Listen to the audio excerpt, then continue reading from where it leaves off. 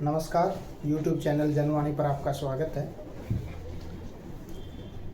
संदीप जी, जो कल इलेक्शन हुए हैं, आप उसको किस रूप में देखते हैं, जो राज्यसभा के इलेक्शन है?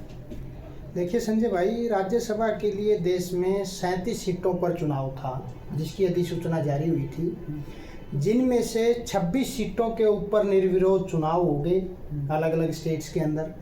11 सीटों के लिए वोटिंग हुई। और राज्यसभा चुनाव में लोगों को थोड़ा सा जानकारी होनी चाहिए कि राज्यसभा जो है वो देश का उच्च सदन है।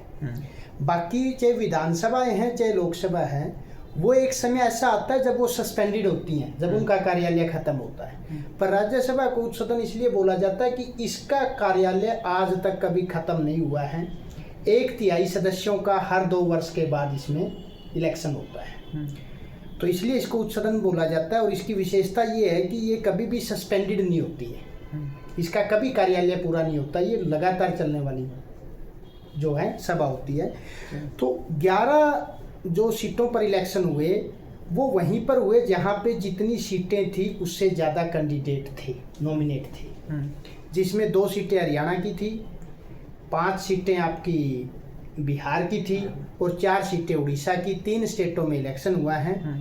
तो इसमें एक और विशेष बात आपको देखने को मिलेगी कि जो 11 सीटों के लिए इलेक्शन हुआ उसमें भी जो जोड़ घटा, जो क्योंकि राज्यसभा का इलेक्शन बड़ा सिंपल होता है, उसमें पार्टी के कैंडिडेट होते हैं, तो पार्टी के कैंडिडेटों के हिसाब से जो नतीजे आने चाहिए थे इस इलेक्शन में, उससे इतर अजीब नतीजे आए हैं। ये बड़ी चौंकाने वाली बात है। तो इससे जो आम आदमी है उसको क्या फ़ायदा हुआ? देखिए, वैसे तो उच्च सदन से आम आदमी का सीधा कोई वास्ता नहीं पड़ता है, पर अगर इसको लोकतंत्र के हिसाब से देखा जाए तो हमारे नुमाइंदे ही इसमें आगे वोटिंग करते हैं। तो राज्यसभा के सदस्य भी परोक्ष रूप से जनता के द्वारा चुने जाते हैं।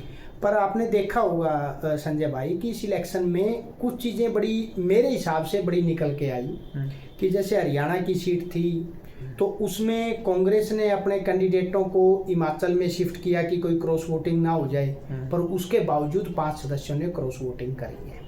तो यहाँ से आम आदमी के लिए सोचने वाली बात ये है कि जब देश में जनरल इलेक्शन होता है तो सारी पार्टियां आमतौर पर वोटर्स पर, यानी कि आम लोगों को एक सपना दिखाती हैं, एक सब बात दिखाती हैं कि आपने संविधान के लिए वोटिंग करनी है, किसी लोभ लालच में अपने वोट को बेचना नहीं है, आपने संविधान की रक्षा करनी है। तो इस तरह की जो तमाम लच्छेदार बातें होती है वो आम वोटर के लिए होती हैं। पर जब बारी आती है इन नेताओं के वोट करने की तो कोई पार्टी अपने कैंडिडेट पर भरोसा नहीं करती है। तो इस इलेक्शन से एक चीज़ निकल के आती है कि पार्टियां ऐसे कैंडिडेट्स को वोट टिकट ही क्यों देती है जिनके बिकने का डर होता है।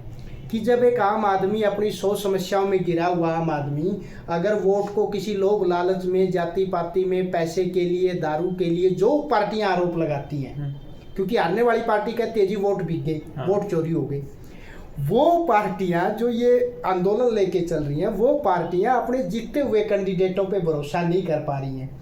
और वो जीते हुए कैंडिडेट भी उस पार्टी के संविधान को ना मानते हुए किसी भी धन बल या किसी लोभ लालच में वोटों को क्रॉस वोटिंग क्या है? क्रॉस वोटिंग का सीधा सा मतलब है कि उन्होंने अपने वोट को बेच दिया।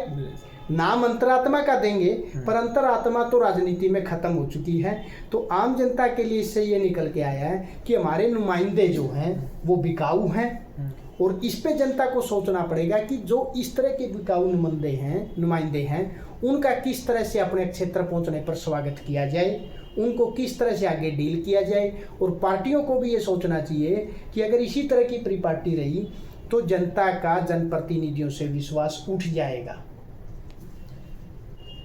फ्यूचर में आप राजनीति को, मतलब इस इलेक्शन से फ्यूचर में क्या इफेक्ट पड़ेगा? हाँ, अब बात आती है कि जो अभी राज्यसभा के इलेक्शन हुए उनसे भविष्य की राजनीति पे क्या असर पड़ेगा। इसको हम राज्य वाइज अगर देखें तो बहुत गहरा असर इस चीज़ का पड़ने वाला है भविष्य की राजनीति पे कि राज्यसभा के इलेक्शन में जो गठबंधनों की पोल खुली है, कि जो अभी हमें गठबंधन दिखाई दे रहा है वो इंटैक्ट नहीं है, और जिसको हम एक दूसरे का विरोधी मान रहे हैं वो इन इलेक्शनों के नतीजे बता रहे हैं कि उनके हैंड्स इन ग्लव्स हैं, कि वो आपस में मिले हुए हैं।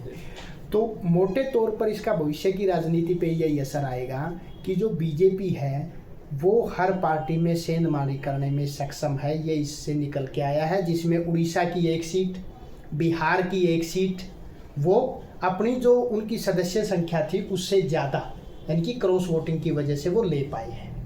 हरियाणा के अंदर अगर हम देखें, हम बेसिकली हरियाणा की बात करें, तो मैं मानता हूं कि जो INLD के 2 वोट अब्सेंट रहे हैं वो कांग्रेस के कैंडिडेट जो बोध राजा थे उसकी जीत का कारण बने हैं।